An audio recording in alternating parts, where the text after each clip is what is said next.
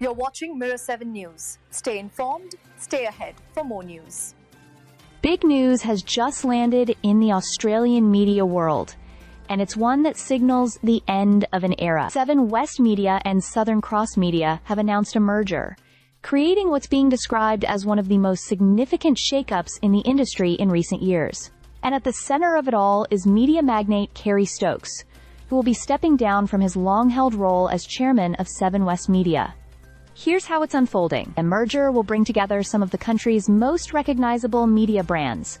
On one side, you've got Seven West Media, which owns the Channel 7 television network and the West Australian newspaper. On the other, Southern Cross Media, which operates the Triple M and Hit radio networks. By combining their strengths, the two groups aim to build what's being called a leading integrated multimedia platform, spanning free-to-air television, streaming services, digital publishing, and radio. But this is not a simple handshake deal. Before it can go ahead, the merger will need approval from both the Australian Communications and Media Authority and the Australian Competition and Consumer Commission. Regulators will be watching closely, as questions around media diversity and market concentration inevitably come up with such large-scale moves.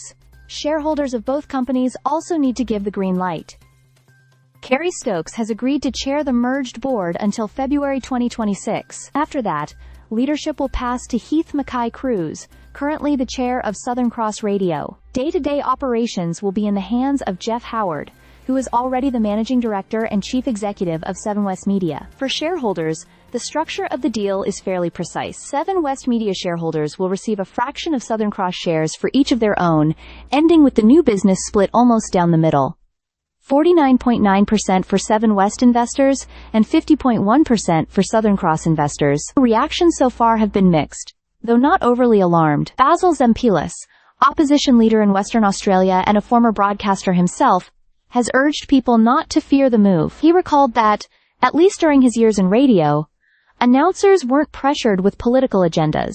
Instead, the focus was on entertaining audiences. As for Stokes, his comments struck a tone of optimism and legacy building. He said the merger would unite the best creators of content in the country and ensure stronger service for viewers, listeners, and advertisers alike. In his words, the combined company will be better able to serve both metropolitan and regional audiences, while also delivering financial benefits for investors. So, while the deal still has hurdles to clear, the announcement has already made waves. Kerry Stokes, a defining figure in Australian media, is preparing to pass the torch. And if the merger succeeds, a new giant will be standing tall in the nation's media landscape, reshaping the way Australians watch, listen, and engage with their news and entertainment. Stay subscribed for more videos.